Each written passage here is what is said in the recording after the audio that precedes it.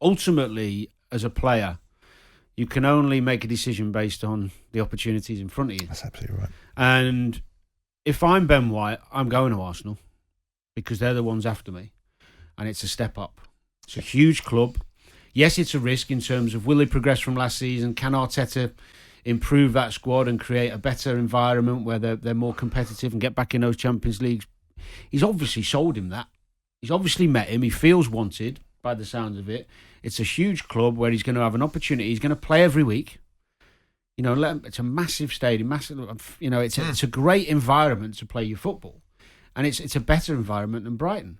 Now, if he's got nothing else to compare it to, it's irrelevant if Arsenal are going to be you know, you can try and surmise the season coming up, or evaluate is the word, what you might and might not win. But as a footballer, sometimes an opportunity presents itself. Is it an improvement? Is it a progression in my career along the journey?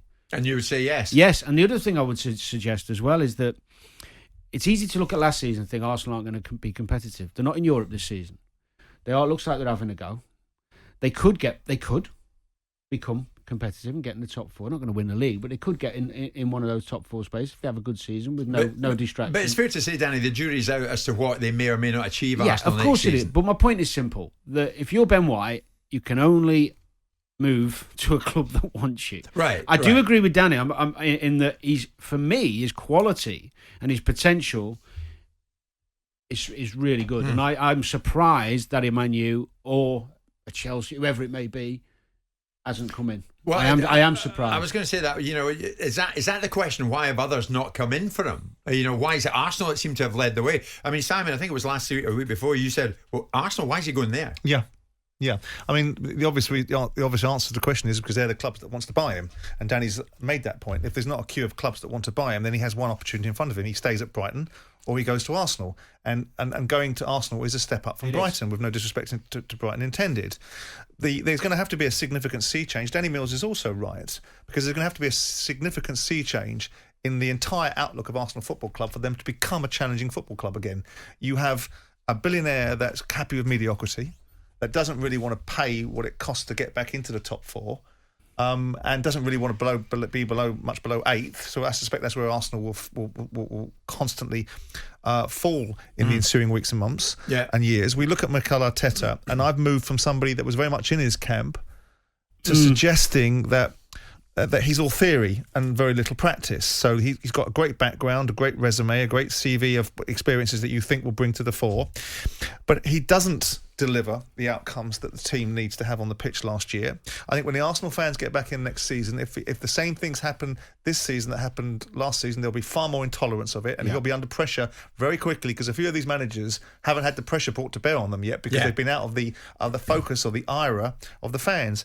Ben White is a very good footballer. He's still yet to prove himself at the highest level, because ultimately he's only played 30 or 40 games at the highest level. So whilst he's got to a certain stage, there's an element of you're paying £50 million for what looks like to be a huge amount of potential. And I remember seeing John Terry play against us in a pre-season friendly in 2002 or 2003. And he was very young, but he was a Rolls Royce. And this boy looks a little bit like that, without the sort of characteristics that John had in terms of his ability on the ball. But I think it's a great buy for Arsenal. And I think even at 50 million, I think it's calculated gamble.